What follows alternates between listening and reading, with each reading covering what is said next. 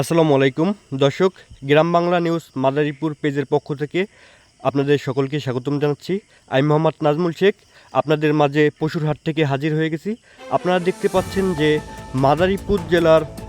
মাদারীপুর সদর উপজেলার শিরখা ইউনিয়নের শ্রীনদী পশুর হাট থেকে দেখতে পাচ্ছেন যে বিশাল পশুর হাট মিলেছে এবং গত এক দশকের মধ্যে এত পরিমাণ মানুষ কিন্তু দেখা যায়নি এবং এখানে এত পরিমাণ গরু বেচা বিক্রি হচ্ছে। আপনারা সকলে আসতে পারেন এবং এই হাটটি প্রতিনিয়তই হয় এবং আজকে এইখানে আর কি বড় ধরনের হাট হয়েছে। এই হাটে কিন্তু লক্ষ লক্ষ দর্শক এবং ক্রেতা এবং বিক্রেতারা কিন্তু আসছে এখানে গরু দেখার জন্য এবং কেনার জন্য। আপনারা সকলে এখানে আসবেন। এখানে খুব সুন্দর ও মনোরম পরিবেশে রসিদ দাখিল হয়। আপনাদের সকলকে আসার আহ্বান রইল এবং এই পশুর হাট থেকে আপনাদেরকে দেখাবো আর কি কী ধরনের গরু উঠছে।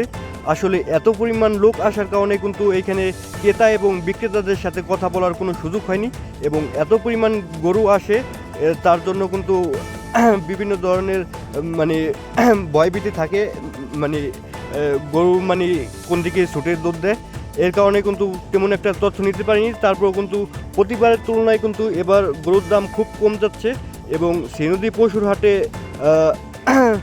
অত্র এলাকার ২-৪ ইউনিয়ন এবং জেলা থেকে বিভিন্ন প্রান্ত থেকে আসছে এবং এইখানে শ্রীনদী পুলিশ তদন্ত কেন্দ্রের পুলিশ ফাঁড়ির পাশে থাকায় তারা কিন্তু এখানে নিরাপত্তার স্বার্থে কিন্তু এখানে আসছিল এবং তারা নিরাপত্তার জন্য সর্বদা কাজ করে যাচ্ছে এবং এইখানে হাট মালিক কর্তৃপক্ষের লোকজন আছে এবং এইখান থেকে আপনারা অবশ্যই রসিদ নিয়ে গরু নেবেন।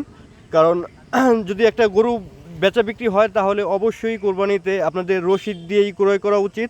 কারণ যদি আপনার মানে যার যেটা লেজ সেটা যদি না দেন তাহলে হয়তো আপনার কোরবানি হবে না। তাই সকলে এইদিকে খেয়াল রাখবেন এবং সবাই সুস্বাস্থ্য কামনা করে আজকে এইখান থেকেই বিদায় নিচ্ছি। সকলে ভালো থাকবেন, সুস্থ থাকবেন এবং আমাদের পরবর্তী নিউজ দেখতে এবং আপনারা আপনাদের এলাকা থেকে আমাদেরকে তথ্য দিয়ে সহযোগিতা করবেন। আমরা আপনাদের সাথে সর্বদা আছি এবং জিবিএন টিভি এটি একটি পোর্টাল হয়েছে এবং আপনারা এখানে আমাদের তথ্য দিয়ে সহযোগিতা করবেন এবং আপনাদের সাথে আমরা সর্বদা আছি। জিবিএন টিভি, সত্য প্রকাশের সাহসী যোদ্ধা।